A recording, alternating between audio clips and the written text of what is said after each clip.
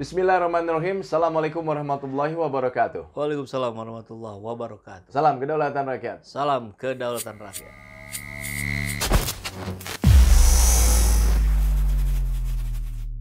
Elit politik masih saja ada yang mengabaikan soal etika politik. Terlebih ini yang saya bicarakan, sosok ini adalah pejabat negara, seorang menteri. Ya.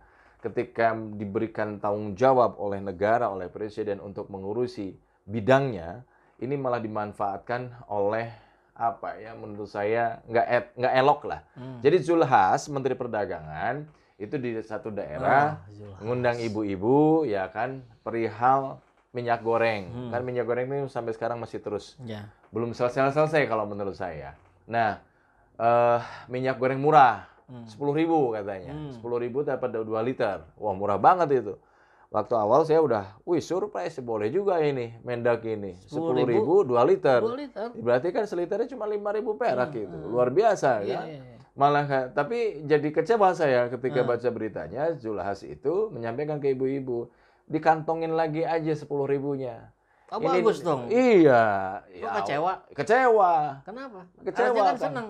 Ada buntutnya soalnya. Oke, berarti buntutnya apa?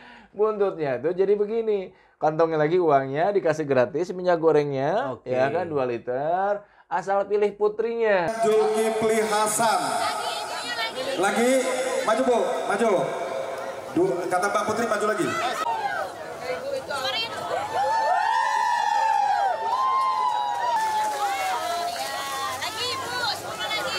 Ayo lagi maju.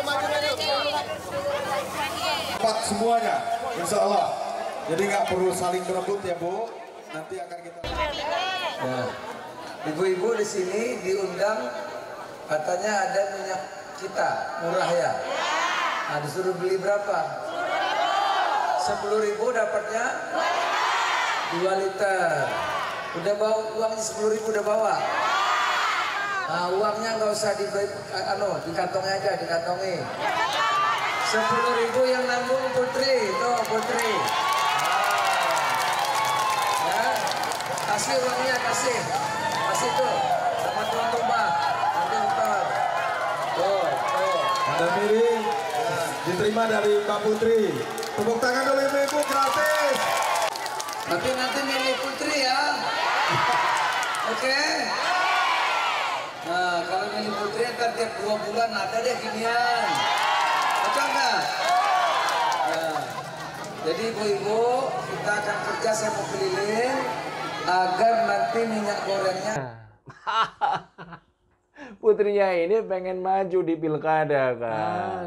Jadi saya kok saya nggak tahu apakah dengan sebuah kesadaran ataukah tidak sadar ini Zulhas ketika dia ngurusin masalah minyak goreng kan.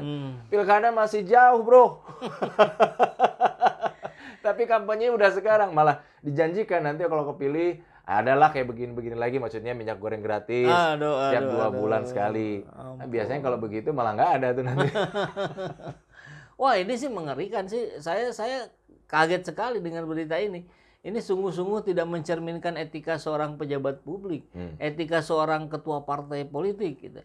Apalagi dia mengendorse anaknya sendiri dalam ruang publik yang harusnya dia manfaatkan betul-betul untuk menunjukkan profesionalitas dia sebagai Menteri Perdagangan yang bertanggung jawab terhadap permasalahan minyak. Kok malah berkampanye untuk anaknya gitu. Oh, tapi mungkin gini Kang, kan minyak itu sudah diserahkan ke Luhut. Jadi dia nggak lagi ngurus minyak gitu.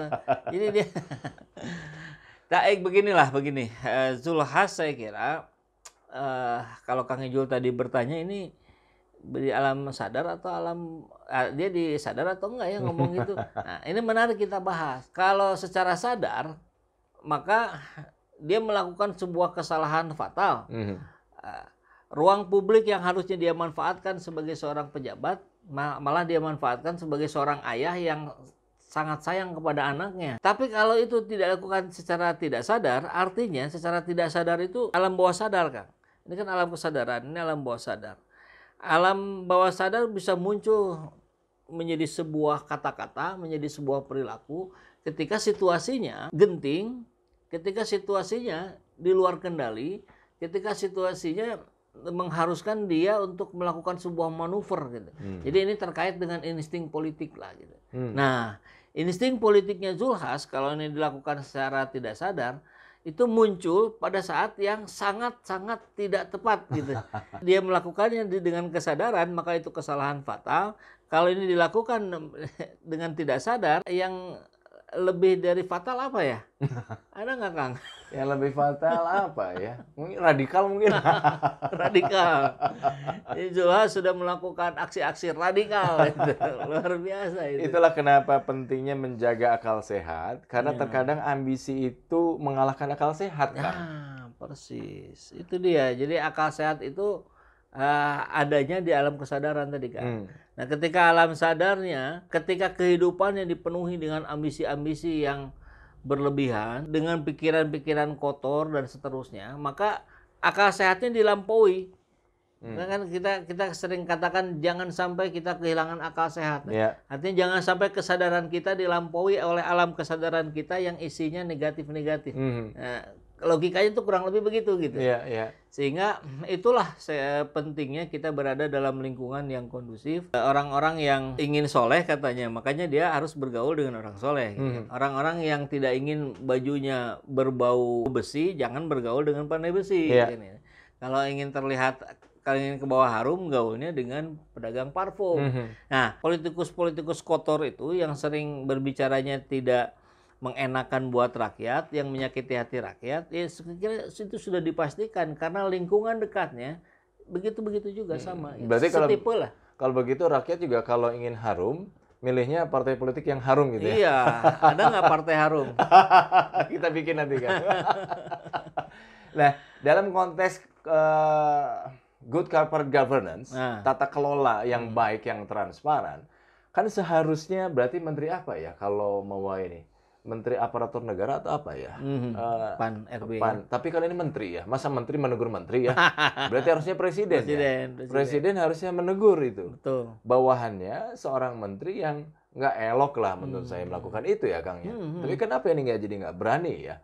Mungkin belum, Kang. Oh belum. Atau nggak tahu? Kejadiannya kan baru mungkin ya. Pak Jokowi sedang disibukkan dengan persoalan yang jauh lebih besar barangkali. Pak Maruf Amin mungkin harusnya yang bisa mengambil alih kan. Kalau Pak Jokowi sibuk, nah ini justru kesempatan nih Pak Wapres muncul, biar eksis dong. Ini menjadi contoh yang harus dipertimbangkan tentunya, apakah itu dari internal partai sendiri, partainya Zulhas yang dipimpin oleh Zulhas, maupun oleh rakyat ini. Ketika melihat ada contoh yang nggak elok seperti ini ya Kang ya. Nah, rakyat saya kira kuncinya ada di situ. Rakyat yang harus bicara dan itu termasuk dengan podcast kita hari ini. Ini adalah bentuk partisipasi rakyat untuk mengingatkan, menegur para pejabat negara, para pimpinan partai politik.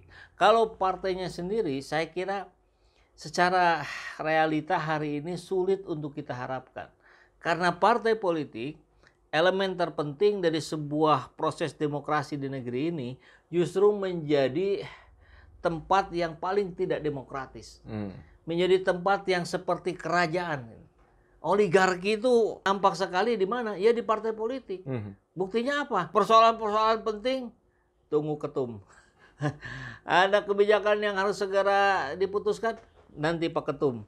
Semuanya ada di ketum gitu. Padahal mestinya ketua partai itu tidak memiliki kekuasaan yang terlalu besar. Justru dia harus menunjukkan proses-proses di partai politiknya yang begitu demokratis gitu. Sehingga hasil-hasil keputusan yang disampaikan oleh ketum itu narasinya enak gitu. Bukan sekedar saya putuskan usung capres ini hak prerogatif saya. Ya itulah yang justru mematikan demokrasi di negeri ini. Itu menjadi contoh yang sangat buruk. Terus kenapa bisa bertahan para pimpinan partai yang seperti itu? Ya karena partai politik tidak ada pendananya. Kecuali dari ketum. Jadi partai politik itu, sahabat semua, kita juga ingin menyampaikan lah ya bahwa ya sudah dibuka saja nggak apa-apa kan. Bagaimana mungkin kita akan bisa memperbaiki motor kita yang rusak kalau kita nggak tahu rusaknya apa gitu. Kita mau benerin. benerinnya gimana? Ya benerin aja. Ya nggak akan bener. Oh, itu platinanya yang rusak. Itu sudah tipis, itu harus diamplas dulu. Nah, itu clear gitu. Ya, ya. Nah, ini rusaknya ada di mana? Partai politik. Tidak adanya pendanaan partai politik. Semuanya dari ketum. Gitu. Nah, itulah yang menjadikan dia raja. Kalau melihat dari berita, mengamati dari berita ini, Kang, di mana Zulhas menyampaikan ini gratis minyak goreng, ya kan? Tapi ada syaratnya, nanti pilih anaknya yang akan maju ke pilkada. Apakah ini juga bisa disebut sebagai contoh politik transaksional yang kurang baik gitu? Kan? Iya, sangat tidak baik. Itu memberikan janji saja, itu hari ini itu konotasinya sudah negatif. Kan ada yang bilang, hidup ini tidak seindah janji Jokowi, katanya kan. Atau tidak seindah janji-janji capres itu. Itu sudah menjadi bahasa yang rakyat jelata gunakan sehari-hari. Ya tadi, karena dari janji saja sudah banyak yang tidak terpenuhi. Nah, apalagi janji transaksi yang begitu murah gitu, yang begitu rendahan gitu. Jadi seorang Zulhas, ketua partai politik itu melakukan aksi-aksi yang begitu rendahan gitu. Bumi dan langit gitu. Jadi ibu-ibu hati-hati ibu-ibu. Suara ibu-ibu hanya dihargai 2 liter minyak goreng. Nah. Itu aja katanya di berita cuma 2 bulan sekali. Nah, itulah. Tapi ada beberapa pihak yang bilang ngambil aja. Itu kan bagian dari rezeki. Oh iya iya. Jadi ambil ya. Kalau ada antrian, kita waktunya kosong, mak-mak ya sambil silaturahim lah sama teman-temannya, datang aja sambil diskusi ngobrol. Nanti memilih makan kita udah bahas. Iya. Kita bandingkan prestasi dengan prestasi, track record dengan track record.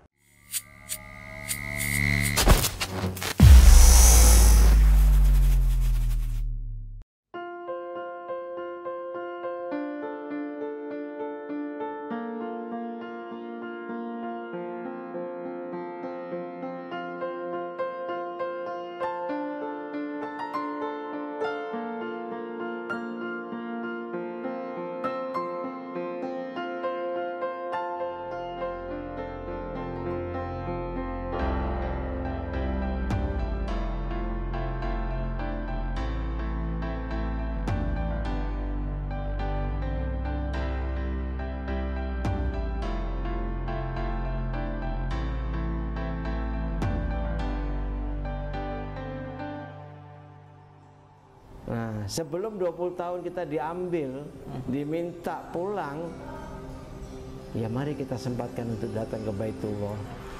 Alhamdulillah, semua sesuai dengan rencana yang telah diprogramkan. Ya, kami merasa puas, mudah-mudahan bisa untuk selanjutnya. Alhamdulillah, perfect. Ya, alhamdulillah sangat nyaman dan menyenangkan bagi semua jamaah. Alhamdulillah.